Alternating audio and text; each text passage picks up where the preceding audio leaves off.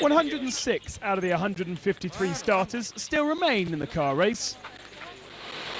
After 2,102 kilometres of specials, there was only 3 minutes and 14 seconds between Peder Hansel and Alatia. One would have thought we should be more comfortable on these WRC type tracks. It's really fun to drive on, but then again, we're not in a very good starting position. We're fourth with 3 cars in front. I hope there won't be too many problems if we find ourselves in the dust. A great moment at the start of the special, south of Tucumán. Golan Shishri was celebrated like a hero. But would he still have this smile on his face at the finish?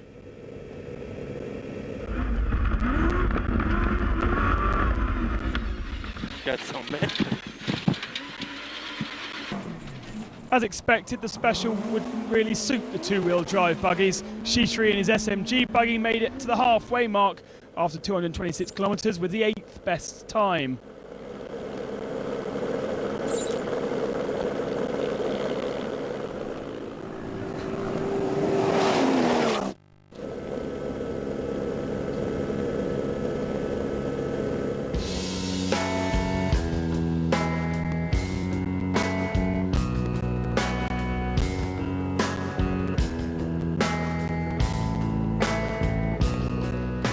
Carlos Sousa's goal on this Dakar is to at least finish in the top 10.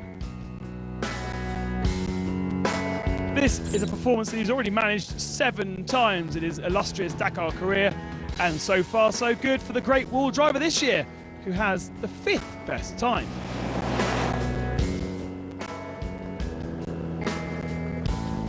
On paths that he is familiar with, Orlando Terranova enjoyed a fine first part of the stage. The Argentine pushing his BMW X3CC to 4th spot.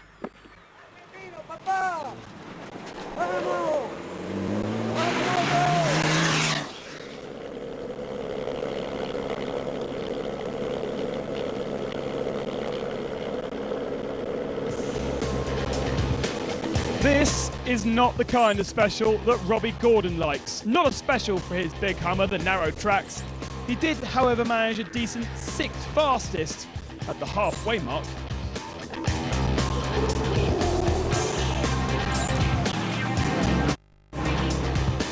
The last 3 stages have been tough for Nani Roma.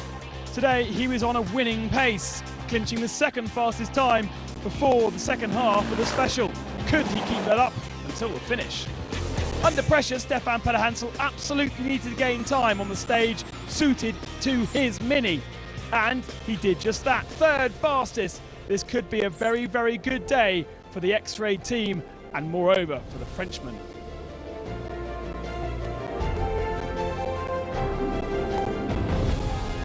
For Nasser Al-Attiyah, it was a question of limiting time loss. A rocket along the straights in the desert, he was to struggle on the twisty paths of the Catamarca and Cordoba provinces. With only half of the stage covered, he has already lost close to 7 minutes on Peder Hansel, the gap growing to over 10.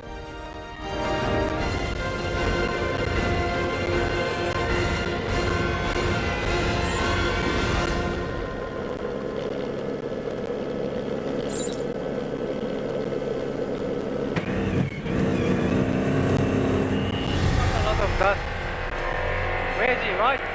No, I cannot see him at the moment. Should be on your side.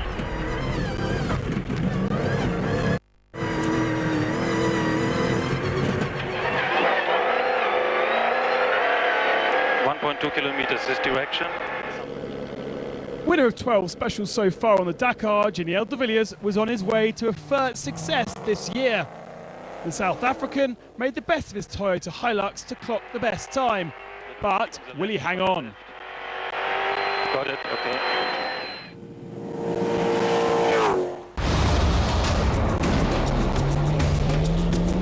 Coming next in the trucks, Gerard de Rooij is just not having a good day. How much time will he lose?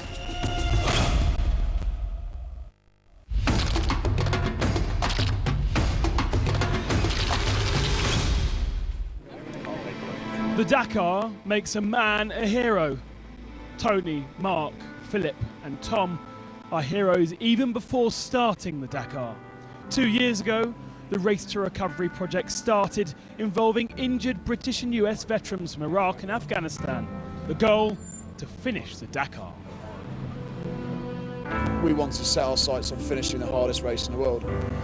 Because if you aim for anything below that, then that's all it is. It's not the absolute king of races. So we wanted to show that despite our injuries, despite all the things that have happened to us, we still want to compete. We're still capable of competing, and that, you know, fingers crossed, we can finish this race.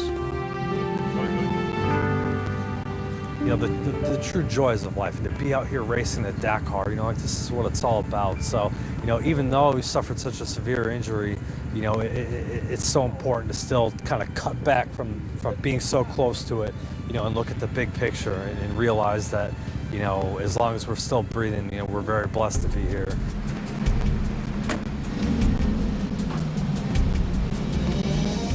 Ever since day one in Peru, the team have suffered all sorts of mechanical problems. Despite past preparation in Britain and Morocco, the Dakar has been more of a challenge than they could possibly even imagine. But there are also moments of joy that the servicemen will remember for a very, very long time. Should have seen it. It's unbelievable. We got the first dune field, and then do a 700-metre descent to the sea. Oh, brilliant! So you come out of the dunes, mate. Whoa, it's proper steep as well. Just sliding down this thing. It was unbelievable. Well done, mate. Any issues? There have been moments of joy, the podium and completion of the first stages, but also utter sadness.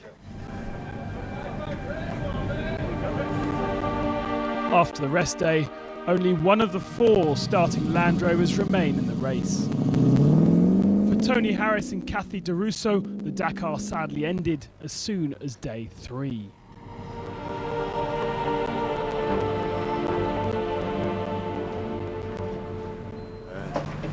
Doesn't really describe how I feel right now.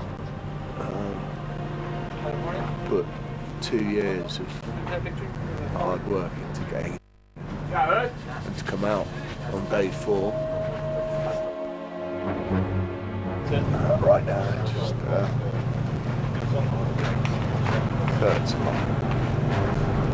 Tears of sadness could become tears of joy if Matt O'Hare can make it to the finishing line.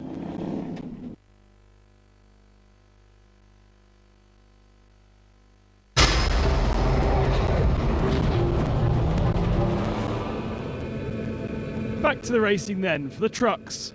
64 machines remain in the race out of 75 that started, and they have a totally different route today than the rest of the field. The story of the day was drama for race leader Gerard de Rooij. As early as kilometre 8, the Dutchman struggled with turbo problems.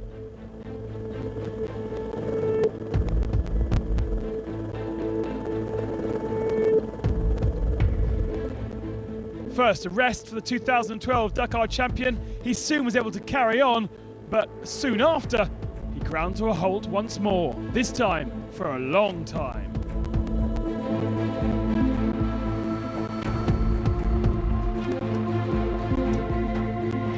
What a day, what a day, what a day.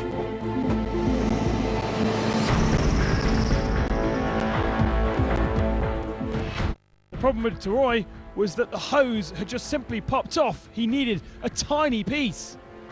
Do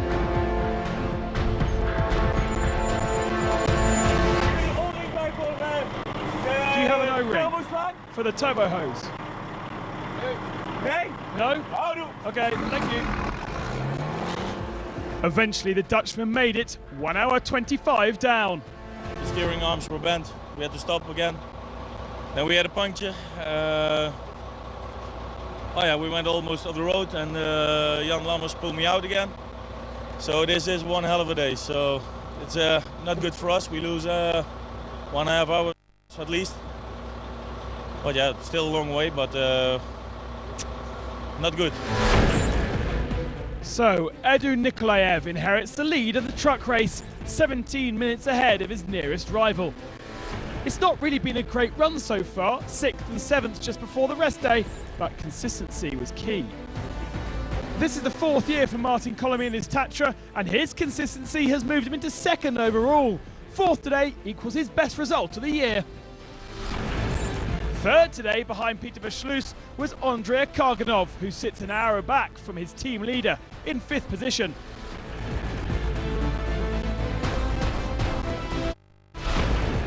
But for the winner of the stage, it was Alex Lopez, still trying to recover from his electrical problems.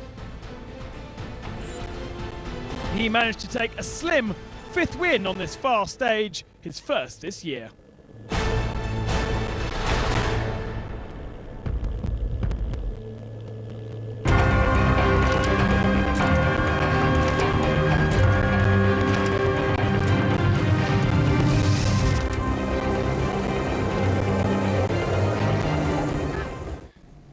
I often said that he was a sadist who created events for masochists.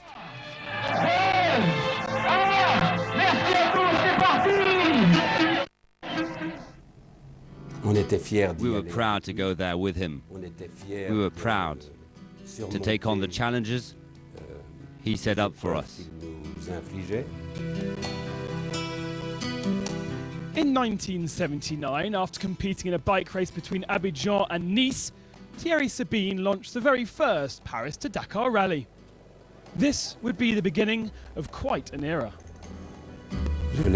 I met him in Le Mans without knowing that he would become the captain of such an incredible organization. We ended up meeting again, and it lasted for 6 years, unfortunately far too short. Malheureusement, bien trop brève. 14th of January 1986, tragedy on the Dakar. The helicopter in which Thierry Sabine and 4 passengers were travelling crashed in the Gourmeraus, Niger. The founder of the Dakar dies, aged 36. Really, he will remain in the legend. What a man. What charisma. Guys like that. He's a brigade general. He's a Rommel, a Montgomery, a one-of-a-kind figure. One doesn't know why, but he's different. A person like that appears every 10 or 15 years.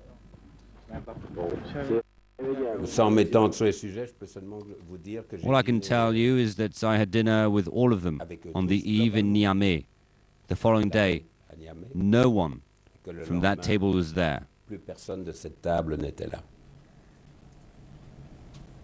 So of course it's heavy, it's sad. From then on, the Dakar was a long journey to the finish. Nothing was like before.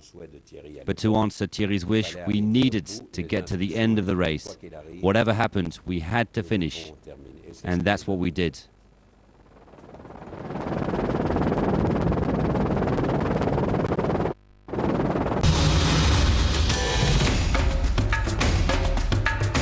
Tomorrow we head north again, direction La Rioja, and one final day of tracks before the dunes again. Will Ruben Faria hold on to his rally lead, with Depre and Lopez snatching at his heels? Will it be a 2-wheel drive or 4-wheel drive day in the car section? And what will Gerard Deroy do about all that time loss in this stage?